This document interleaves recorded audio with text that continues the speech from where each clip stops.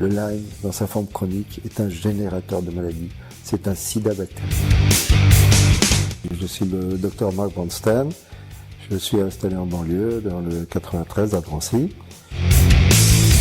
Nous avons découvert qu'il y avait une signature immunologique très particulière et que cette fameuse maladie de Lyme est une pathologie double avec certes un aspect infectieux qui est minime et qui se guérit assez facilement, mais c'est surtout cet aspect chronique qui est problématique et qui est une forme de sida bactérien.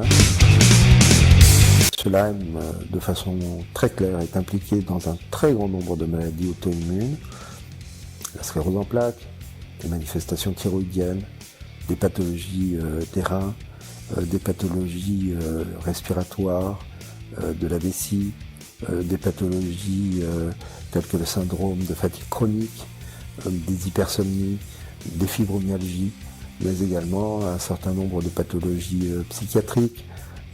Et chez les enfants, c'est une cause extrêmement importante d'induction, de manifestation de troubles autistiques, voire d'autisme.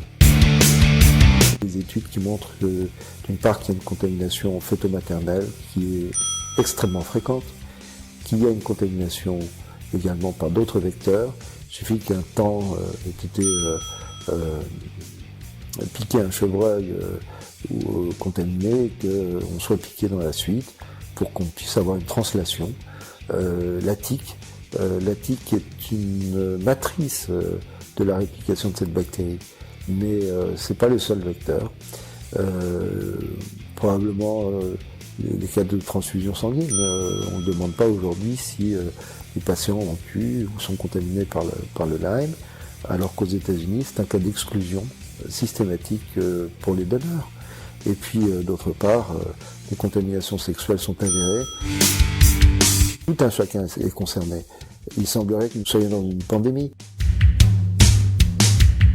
Le conseil départemental de l'ordre, sous l'égide de son président, s'est réuni en urgence, de façon à me déclarer finalement incapable d'assumer mes fonctions de médecin par manque de connaissances, et demandant d'urgence une procédure exceptionnelle d'expertise de mes connaissances, dans un cadre tout à fait étrange. Je risque d'être désinscrit du tableau de l'ordre des médecins et brutalement de ne pouvoir plus assumer mes fonctions de médecin. Je suis stupéfait, je suis consterné et je suis épouvanté aussi de l'avenir qui m'attend.